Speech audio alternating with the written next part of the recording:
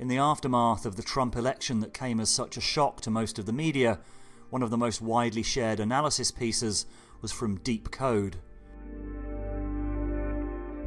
It describes how the establishment, mainstream media perspective, based around liberal values of openness and inclusivity, he calls the Blue Church, is being challenged by a new web-based insurgency, a red religion, based on the values of tribalism. The culture war of the 20th century was a decisive success for blue and effectively a rout for red. So what we see first is that red was forced to move into a deeply exploratory phase. Second, that it did this in a context where, as it turns out, things were changing meaningfully, quite significantly. In fact, from my perspective, in a world historical level, the emergence of entirely new forms of communication, and therefore entirely new forms of sense-making and coherence. He concludes that the Blue Church is in the process of collapse, as its dominant ideology can't adapt to changing reality, but that a combination of the two sets of values, of blue and red, is essential. We are conscious and effective in the world in groups, not as individuals. And the ingredients of those groups include aspects that are currently showing up as both red and blue. I propose, somewhat strongly, that neither red nor blue as pure elements contain the ingredients necessary to actually be adaptive to reality. This is a disaster, in fact. It's a little bit like separating the hand and the eye. The eye can see, but if the eye takes itself as being the essence of virtue, it separates itself from the ability to do. And the same thing with the hand. For most of human history, these groups have actually always commingled. They're necessary, that they actually relate to each other in a deeply healthy and direct fashion.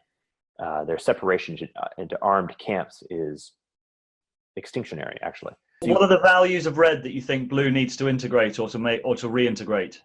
Oh, that's actually pretty easy. Responsibility. I mean, we've actually even seen it. The ability to make a commitment and keep it, which by the way, ideologically shows up as either duty or loyalty, but those are both ideologies. The deeper sense is that ability. Responsibility, both at the individual and the group level, the ability to actually really make a personal sacrifice on the part of the group. That's actually a deeply red value.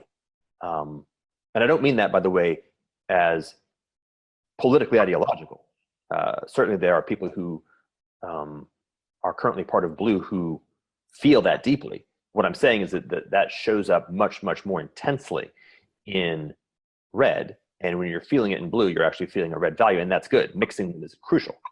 Because that's very Jordan Peterson-esque. How would you define Jordan Peterson, or do you think the issue is that he is not definable within one of those two camps? Yeah, I think that's the point. I think that he grasps directly the fact that human beings can only actually make sense of the world by virtue of communication with other human beings. And this is all about the notion of admixture, that one must have a mixture of, well, I mean, he uses the mythopoetic to make sense. The order and chaos.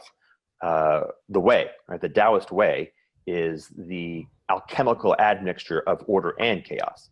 And that's it. Like, that's how you do it. And so if you bias towards orderliness, you find yourself in a rigid, non-adaptive, non-creative, non-exploratory framework, which will die because the world changes. If you bias towards chaos, you eat your young and evaporate, which also dies for obvious reasons. And the key is to actually enable these things to be in relationship with each other, in vital, healthy relationship with each other. And I think that's, in some sense, the essence of what he's focusing on, and is sort of the core of what he's actually about. Peterson is hard for the broadcast media to get a handle on, because the depth of his thought means he doesn't fit easily into any of their categories. The clash with Cathy Newman was his breakthrough moment, where the new world met the old. To give the context from Cathy Newman's side, she has to do dozens of interviews each month. Peterson is hard to get a grip on, and he sure as hell looks controversial. She's also focused on getting sound bites for a 5-minute cut down of the interview for TV, not a long conversation for online. The interview was ridiculous. It was a ridiculous interview. I mean, I listened to it or watched it several times. I was like, this is so strange. Like her determination to turn it into a conflict, it's one of the issues that I have with television shows. Yeah. Because they have a very limited amount of time and they're trying to make things as salacious as possible. They want to have these sound bites, these clickbait sound bites. And she just went into it incredibly confrontational, not trying to find your actual perspective, but trying to force you to defend a non-realistic perspective. Yes, well, I was the hypothetical villain of her imagination, essentially. Yeah. No, this is also why YouTube is going to kill TV. Because television, by its nature, all of these narrow broadcast technologies, they rely on forcing the story, right? Because it has to happen now. It has to happen often in 5 minutes, because they only broadcast 5 minutes of that interview. They did put the whole thing up on YouTube. To their credit.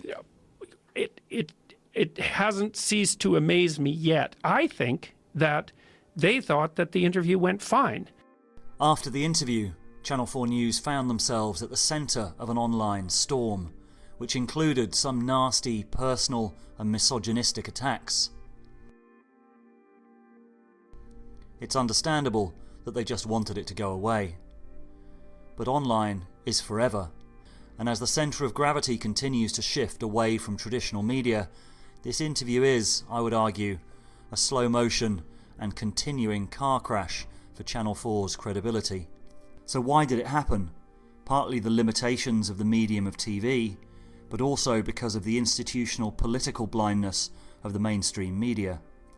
I've always considered myself of the liberal left, but especially since the election of Trump, I've been trying to understand what happened, and I'm convinced that the polarisation we're seeing is mainly driven by the shadow side of liberalism, in particular, where supposedly inclusive social justice liberalism stops being inclusive and secretly judges and despises people that don't think the same way.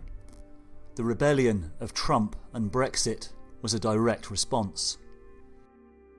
As Uri Harris argues in this article in Quillette, the new gatekeepers of the media have become a new bourgeoisie, enforcing a rigid etiquette and using the rights of the oppressed as an excuse to put forward a vision of the kind of society they personally want to live in.